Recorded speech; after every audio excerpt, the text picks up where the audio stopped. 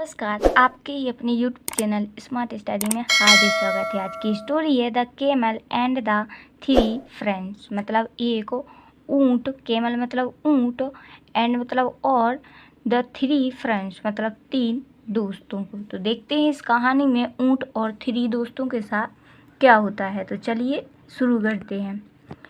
Once a lion lived in a jungle with three assistants, a leopard, a jackal and a crow। मतलब वंश मतलब एक बार, आ line मतलब एक शेर, लिव्ड मतलब रहता था, इन आ जंगल मतलब एक जंगल में।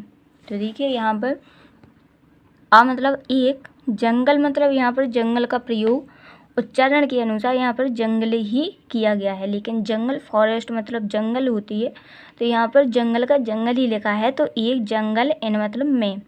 तो एक बार एक शेर एक जंगल में रहता था, विद थ्री मतलब तीन, असिस्टेंट्स मतलब तीन सहायकों, विद मतलब के साथ। मतलब एक शेर एक जंगल में तीन सहायकों के साथ रहता था। उनके नाम कौन कौन रहता था? आ leopard, uh jackal and uh crow. मतलब लीपर्ड मतलब एक तेंदुआ, और एक जैकल मतलब सियार, एंड मतलब और एक कौवा। तो देखते हैं इस कहानी में एक शेर अपने तीन सहायकों के साथ क्या रहकर, मतलब उस कहानी में क्या करता है रहकर, क्या उसकी चतुराई चलती है, इसमें क्या योजना बनती है। तो देखते हैं, आगे पढ़कर पता चलेगा। वन डे मतलब एक दिन, वन डे मतलब एक दिन, they saw a camel who had lost his way. एक दिन, दे सॉ मतलब उन्होंने, दे मतलब उन्होंने, सॉ मीन्स देखा, आ केमल मतलब एक ऊँट को, हु मतलब जो, हैड लॉस्ट हिज वे मतलब जो भटक रहा था, लॉस्ट मतलब भटक गया था, हिज मतलब अपने, वे मतलब रास्ते से। मतलब एक दिन उन्होंने देखा एक ऊँट को जो अपने रास्ते से भटक गया था, लॉस्ट मतलब भटक गया था। फिर देखते हैं, the lion invited the camel to stay in his kingdom as a guest. मतलब उस शेर ने, द लाइन मतलब शेर ने, इनवाइटेड मतलब आमंत्रित किया या फिर बुलावा दिया, द केमल मतलब उस ऊँट को, टू स्टे मतलब रुकने के लिए। यहाँ पर देखिए स्टे मतलब रुकना, टू मतलब के लिए, तो रुकने के लिए उसने उस ऊँट को आमंत्रित किया। इन हिज किंगडम मतलब इन हिज किंगडम मतलब किंगडम मतलब राज्य में, इन मतलब में, हिज मतलब अपने, तो अपने राज्य में, एज अ गेस्ट मतलब एक अतिथि के रूप में। गेस्ट मतलब यहाँ पर मेहमान होता है या अतिथि होता है, तो एक अतिथि के रूप में। तो एक दिन तो उस शेर ने आमंत्रित किया उस ऊँट को अपने राज्य में रुकने के लिए, एक अतिथि के रूप में। तो चलिए देखते हैं आगे क्या होता है उस ऊँट के साथ। Once the lion was injured and was unable to hunt।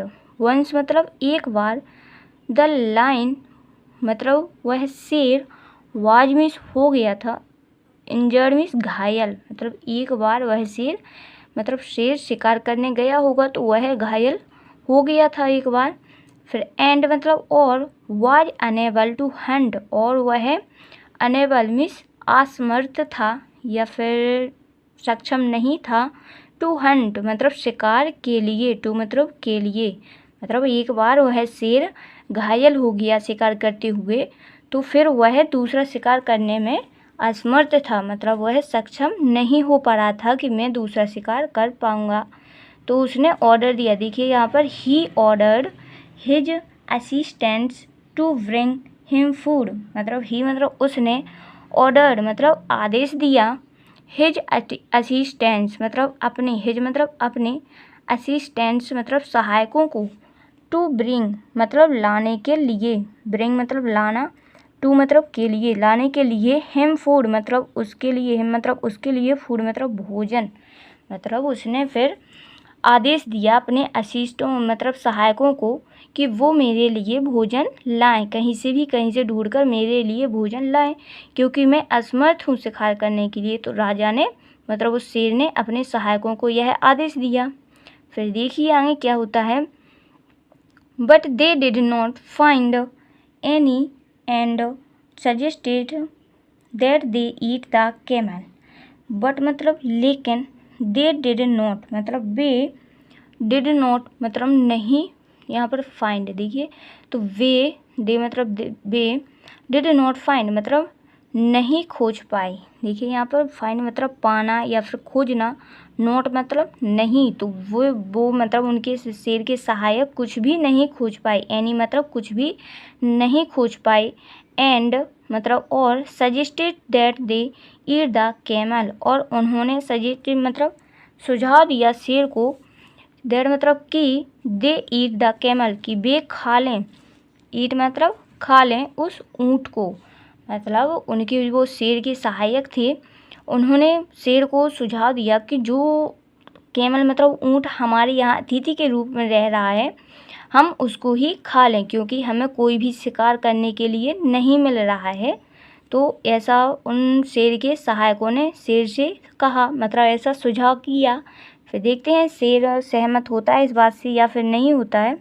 तो the lion did not agree मतलब वह शेर, लाइन मतलब शेर, डिड नॉट एग्री मतलब सहमत नहीं हुआ, एग्री मतलब सहमत, नोट मतलब नहीं, और डिड यहाँ पर पास्ट टेंस चल रहा है, यहाँ पर पास्ट टेंस आया है यहाँ से, तो वह शेर मतलब वह शेर सहमत नहीं हुआ।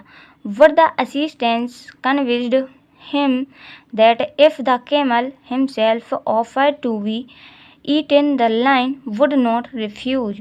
मतलब फिर शेर मतलब उस बात से सहमत नहीं हुआ कि नहीं, हम ऊँट को नहीं खा सकते क्योंकि वह हमारे यहाँ एक अतिथि के रूप में रुका है। फिर देखते हैं उन्होंने क्या कहा। लेकिन असिस्टेंट मतलब उन सहायकों ने कन्विंस्ड मतलब उससे यकीनन मतलब कन्विंस मतलब आश्वस्त कर देना या फिर किसी बात का यकीन, ज़बरदस्ती यकीन दिलाना कि नहीं यह सही बात है। तो ये ऐसा कन्विंस्ड मतलब होता है कि यकीन करने वाला, मतलब जो यकीन करवाता है बात का। तो उसने आश्वस्त कर दिया शेर को, हिम मतलब उसको, कि दैट मतलब कि, इफ़ द कैमल की यदि, कैमल मतलब ऊँट, हिमसेल्फ मतलब स्वयं को या फिर अपने आप को, ऑफर्ड मतलब प्रस्ताव करेगा, टू बी ईटन मतलब खाने के लिए, ईटन मतलब खाने, टू मतलब के लिए, तो the lion would not refuse तो शेर मना नहीं करेगा, मतलब शेर इनकार नहीं करेगा, रिफ्यूज मतलब इनकार नहीं करेगा। मतलब उनके सहायकों ने उसे आश्वस्त कर दिया था कि चलो ठीक बात है, यदि ऊँट अपने आप स्वयं को आपके खाने के लिए मना नहीं करेगा तो आप उसको खा लेना, मतलब आप उसको इनकार मत करना कि नहीं मैं तुमको नहीं खा सकता। तो देखते हैं क्या कहता है। अब पूरी बात उस ऊँट के ऊपर ही है, मतलब अगर ऊँट कह देगा कि हाँ आप मुझे खा लो तो वह शेर ऊँट को खा लेगा, और ऊँट कह देगा कि नहीं मैं आपका भोजन नहीं बन सकता तो शेर उस ऊँट को नहीं खाएगा, मतलब वह ऊँट का भोजन नहीं बनाएगा। फिर देखते हैं ऊँट क्या कहता है। When the camel arrived, the cunning assistant told the lion to eat them as a food. When मतलब जब camel arrived मतलब जब ऊँट, arrived मीन्स पहुँचा, यहाँ पर arrive मीन्स होता है पहुँचना, यहाँ पर ed लगा है तो arrived मीन्स पहुँचा। तो जब ऊँट पहुँचा, द कनिंग असिस्टेंस मतलब चालाक, असिस्टेंस मतलब सहायक, टोल्ड मीन्स बताया, जब ऊँट उन लोगों के पास पहुँचा तो उन सहायकों ने मतलब चालाक सहायकों ने टोल्ड मीन्स बताया ऊँट को कि the lion eat them as a food, कि मतलब शेर खाना चाहता है आपको एक भोजन के रूप में, एज फूड मतलब जैसा कि भोजन के रूप में शेर आपको खाना चाहता है। मतलब उस चालाक सहायकों ने ऊँट को बताया कि आपको शेर भोजन के रूप में खाना चाहता है। तो सीइंग दिस यह देखकर, सीइंग दिस मतलब यह देखकर, the camel too offered himself मतलब ऊँट ने, कैमल मतलब ऊँट ने, ऑफर्ड मीन्स प्रस्तुत कर दिया, हिमसेल्फ मतलब स्वयं को। मतलब ऐसा जैसे ही उन चालाक सहायकों ने यह बात ऊँट से कही कि शेर को मतलब शेर शिकार करने के लिए असमर्थ है और उसे भोजन चाहिए, तो आप मतलब शेर की इच्छा है कि आपको वह खाएगा। तो उस ऊँट ने तुरंत ही यह देखकर तुरंत ही अपने आप को उस शेर के हवाले प्रस्तुत कर दिया कि आप मुझे खा सकते हो। तो उसने यहाँ पर देखिए ऑफर्ड मीन्स प्रस्तुत कर दिया, हिमसेल्फ मीन्स अपने आप को, स्वयं को शेर के आगे प्रस्तुत कर दिया कि हाँ आप मुझे खा सकते हो।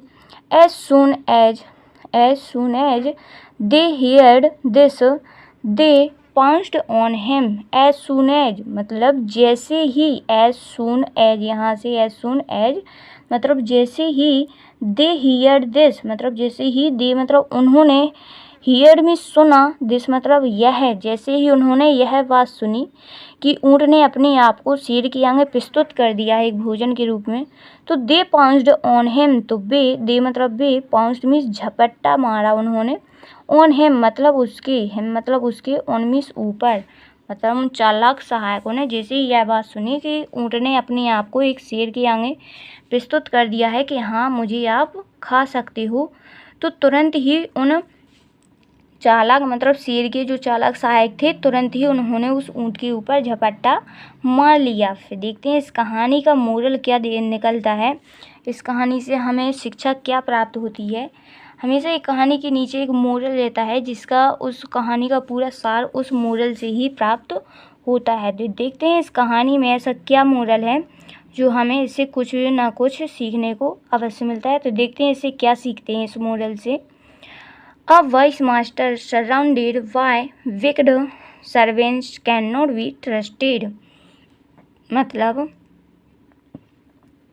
a wise master मतलब एक बुद्धिमान मालिक, सराउंडेड मतलब घिरा होता है, बाय विक्ड मतलब दुष्टों के द्वारा। यहाँ पर देखिए विक्ड मतलब होता है दुष्टों के द्वारा, दुष्ट नौकरों के द्वारा। तो कैन नॉट बी ट्रस्टेड तो उस पर भरोसा नहीं किया जा सकता। देखिए यहाँ पर ये लाइन सीधी सीधी यहाँ से बनेगी यह लाइन। देखिए विक्ड मतलब दुष्टों के द्वारा, सराउंडेड मतलब घिरे हुए, मतलब यहाँ पर देखिए दुष्ट नौकरों के द्वारा, सर्वेंट्स भी नौकरों के, बाय मीन्स द्वारा, सराउंड मीन्स घिरे हुए एक बुद्धिमान मालिक पर या फिर एक बुद्धिमान साहिब पर, कैन नॉट बी ट्रस्टेड मतलब विश्वास नहीं किया जा सकता। मतलब इस कहानी से यह शिक्षा प्राप्त होती है कि दुष्ट नौकरों के द्वारा जो एक बुद्धिमान मास्टर घिरा होता है, मतलब जो दुष्ट नहीं होता है,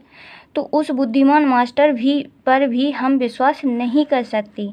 देखिए यहाँ पर यह शेर मतलब दूर से देख रहा है कि यह गलत हुआ, मतलब मेरे सहायकों ने चालाकी चली और इस ऊँट को खा लिया। यहाँ पर देखिए ऊँट का शिकार कर लिया गया।